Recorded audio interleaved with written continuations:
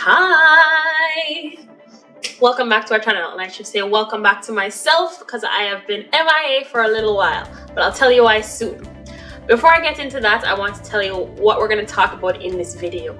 I don't usually talk politics, but this political affair, this 2019 federal elections in Canada, has a potential to affect immigration policies in Canada, and therefore they can affect you. You who are probably already here but are not yet a citizen, or you who are in your home country looking at options to come to Canada. So we're going to talk a little bit about the Canada federal elections, and we're going to say, well, what happens if we have a change in party, and what happens if it stays, and what are the current immigration policies that work in your favor.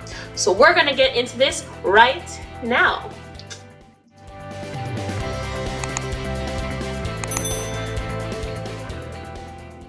Welcome back to our channel, and if you are new here, welcome to As Told by Canadian Immigrants. I'm Christina, your friendly Canadian immigrant, telling you more about Canadian immigration, what it's like being a Canadian immigrant, and sharing with you the experience of others. Let's just get into this, right? The 2019 federal elections. Now, we put a poll on our YouTube channel saying, do you think, of course there was a big fat typo in it, and I'm sorry, once you put out a poll you can't change the text, but do you think the 2019 Canadian federal elections can change or affect immigration policies? And about 180 or 190 people have replied, and 59% of those people said yes. 59%. So more than half of the people who have put their input in there or put their opinion in there said yes. And some said no, some said they don't know, some said what elections, and some said what immigration policies, right? Because who cares about what's going on in terms of elections? I'm trying to like migrate and stuff, like who cares? So the reason you should care is because things can change, and they can change, and the changes may not be in your favor. Now, the reason I say that is because it is uncertain as to what the potential changes can be. Now, let me just give you a quick analysis or summary of what the two major parties in Canada have to say about immigration. I'm only going to talk about these two parties because only the two of them really have a chance to win, and I think the other parties are noble and cute for running, but they can't win possibly. So you guys are cute, but let's just talk about the two major parties. So you have the Liberal Party and then you have the Conservative Party. You know, in the US you have the party that Trump represents, and you have the party that the past president Obama represented, right? And if you think like, are there any other parties that ran really? Exactly. So it's kind of a similar situation here where you have two major parties, the red one and the blue one, just like in the US with the Democrats and the Republicans, and then you have some other little cute parties that are cute. But the policies right now, as we stand, in terms of immigration, we know for sure that the Liberal government under Justin Trudeau have the intentions of having between 2019 and 2021, 1 million new immigrants being admitted into Canada, right? So that is increasing the population by 1 million just through immigration. And with that, it therefore means that the current immigration processes that are in place will either increase in terms of how many people they're inviting, or can be consistent in terms of what it is right now. And right now you have a host of programs, some of which are very relatively new, like the Atlantic Immigration Pilot Program and the soon coming Rural and Northern Pilot Program. There are other programs. We know the Express Entry, we know the Provincial Nominee Program, and there's like a farmer agricultural program. There's different programs that have opened up to allow people to try and immigrate to Canada. So that is what it currently is under the new government. So it's safe to say, therefore, that if the current party, which is the Liberal government under Justin Trudeau, remains in power after this election, so they win the election, then your chances of becoming an immigrant in Canada, or if you're already in Canada, the chances of you getting citizenship through the same means like I did by having to do it just in 3 years, it's likely that nothing will change, right? Which is safe, right? Which is safe, which is comfortable, which is probably what more people would prefer, I think. I do think that if the government changes, which is what we're going to get into right now, that it can change drastically. So the other party, which is the Conservative Party, it's not like they are against immigration, okay? Because they are the government that started the Express Entry Program. However, when they started the Express Entry Program, their intent was to invite people to Canada who are ready to be integrated into the Canadian society. And so there was a big focus on people coming here with jobs or a job offer, and that is why at the time, if you had a labor market impact assessment job offer, you would get 600 points just for that. And because of those kind of points that they would give for that, of course they started very ambitious, very high in terms of in the 600s and 700s in terms of people that they were inviting to Canada. You had to have that many points, and there was a preference and more points awarded if you were clearly ready to integrate into society. So you can come here, you're not going to struggle and be on the streets, you're going to walk straight into a job and all will be well. So that is kind of what their intent was with the Express Entry Program under the Conservative government, right? Which is not the party that is in power right now. With that though, I mean, of course, politicians have a wonderful way of being like very politically, except for Donald Trump. They have generally a very nice way of being politically correct. And this is the terminology Andrew Scheer, who is the leader of the current Conservative Party, which is the main opposition party, he says, our intentions with immigration are to set immigration levels at a consistent level that are in the best interest of the country. I have no idea what he means by that, because it's so nicely packaged that what is a consistent level, Mr. Scheer? So that's really the question, and that is really the kind of blanket statement that lends you to think that it can change in the sense that they can reduce it, because a lot of Canadians and a lot of people in the Conservative Party even think that immigration levels right now are too high and it's like too laxed, right? Too high, too laxed, and it's almost like an auction is how they feel. And so they want to set levels at a level that is consistent with the best interests of the country first, right? And they want people who are already ready to integrate into the Canadian society, which means that there might be a greater focus on immigration programs that you have to have a job to come through to, maybe, right? There is, of course, they have not said what it exactly will be. They just have used very, very nice words to make a very vague statement about consistent levels. So whatever that means, then we don't know what can happen. There's one thing too that Justin Trudeau, under the Liberal government, changed to make it quicker for somebody to become a Canadian citizen. So before, you had to be a permanent resident 4 out of 6 years before being able to apply for citizenship or being eligible. Also, you had to be physically present in the country for 183 days per year to be eligible, right? So 183 days minimum in each of the 4 years that you are physically present in the country for before applying for citizenship. In 2017, the Liberal government under Justin Trudeau has changed it such that it says you only need to be present in 3 of 5 years that you're physically present in Canada. There is no longer any minimum amount of days required that you have to stay in the country in a year. You just have to make up the 3 years in days. So if it's 1,093 days, every time you leave, you just add it to the end. So for me, it took like 2 months extra because I traveled often within the 3 years, right? So that is one thing that the Liberal government has changed. You're here for shorter and become a permanent resident.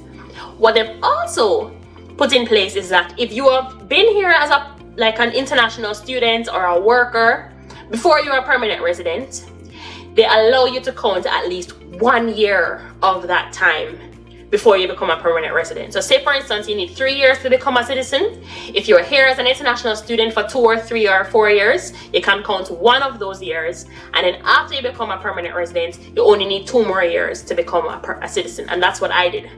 As soon as I was eligible, I applied.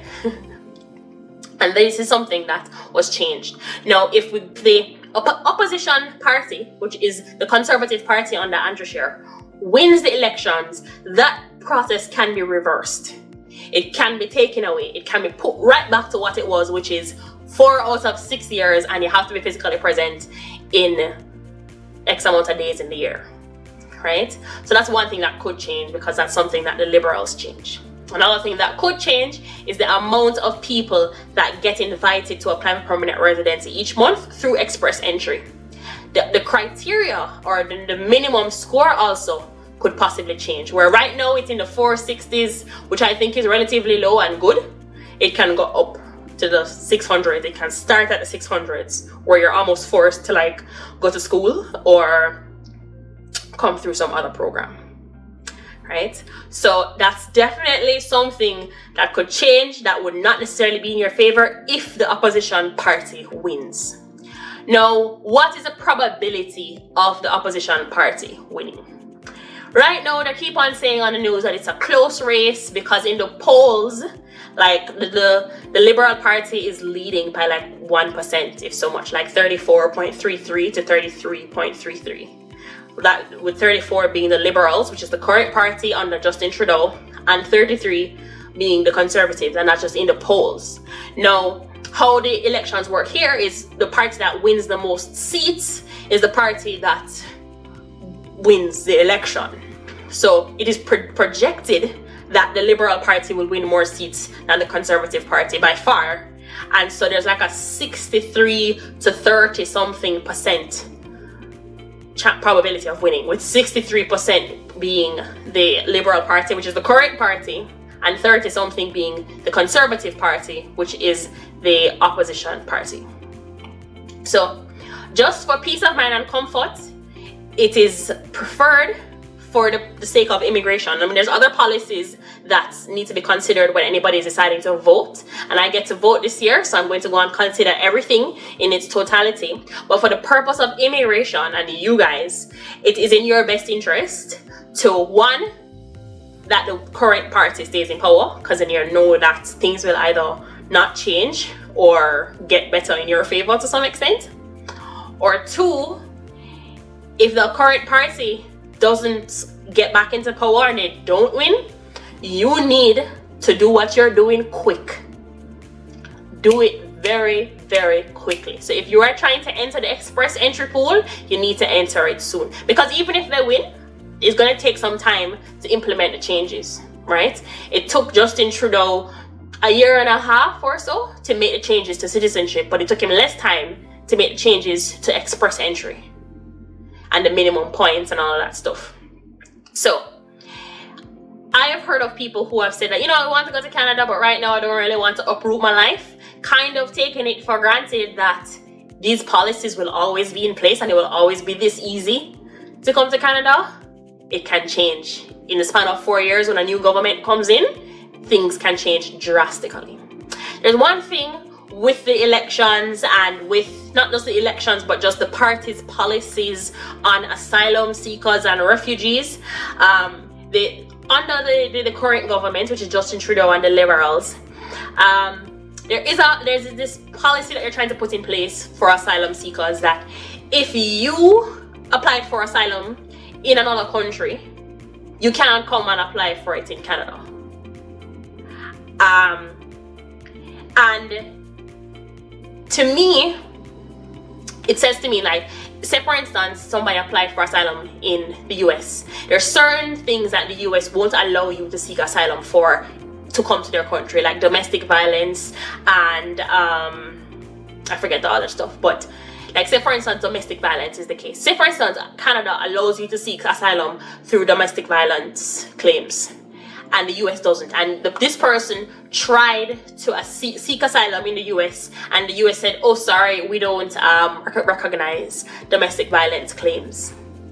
That person is automatically like redlined off of the possibility of trying to seek asylum in Canada just because they already tried to seek asylum in the US, which isn't really fair, especially if different countries have different policies. So I don't necessarily agree with that and the changes that the current government is trying to make regarding that, because if you have a different policy or you allow different type of claims for asylum versus a different country, then you cannot be ineligible for applying to your country because they were already applied to another country. What the government is trying to call it is asylum shopping.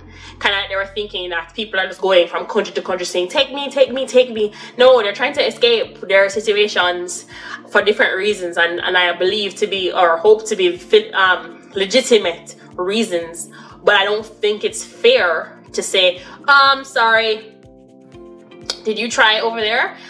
Since you tried over there, you can't come here. I don't think that's fair. Just saying. When it comes to asylum seeking, it's a very sensitive topic. It's a very sensitive situation. Some people are trying to escape extreme cases that really need to be looked at properly and taken into proper consideration. So I don't really agree with that. But for your sake, if you don't want anything to change, then you already know that what is in place already that you definitely want to keep. And if things change, it can probably be to your detriment. So act quickly, do what you need to do right now. Apply for this, enter express entry, get the invitation to apply, do what you need to do to get it done very quickly, because things can change in a couple of months. So there's a poll tracker online that shows the poll averages, right? With this being the current party that is in power and this being their main opposition, and the other cute ones that have like cute numbers, and then the projected seats, what's expected. So the red party is the current party, blue party is the main opposition, and then the other cute ones. So the probability of the current party winning most of the seats is 42%. Probability of them winning most but not majority is 29%, and this is the probability of the blue party, which is the main opposition party, the Conservatives, winning majority of the seats. So the numbers, there's a big margin between their probability and the probability of the current government, which seems to suggest that the current government have a higher probability of winning the elections than the opposition party, right? So right now here, probability of winning most seats, it's like 71% Liberals to 29% the Conservatives. Yesterday it was 63 to 30 something. So every day it changes. So we shall certainly see how this race goes and who comes out victorious, and what does the victory mean for immigrants. So I appreciate the time you take to watch this video. Please give it a thumbs up if you like it. Share it with people who you think are interested in coming to Canada. And please remember to subscribe. Click that little button on the right here. Subscribe, join our immigrant community. There's a couple things that you need to know about. There's a scholarship currently that you can apply for, and it is open until November the 8th. So you definitely want to go to the scholarship video or go to the scholarship link on our website, www.astoldbycanadianimmigrants.com. Go to that link, go for the scholarship and see what the requirements are to apply, and sign up and apply for that scholarship. I appreciate you. I will see you in the next video.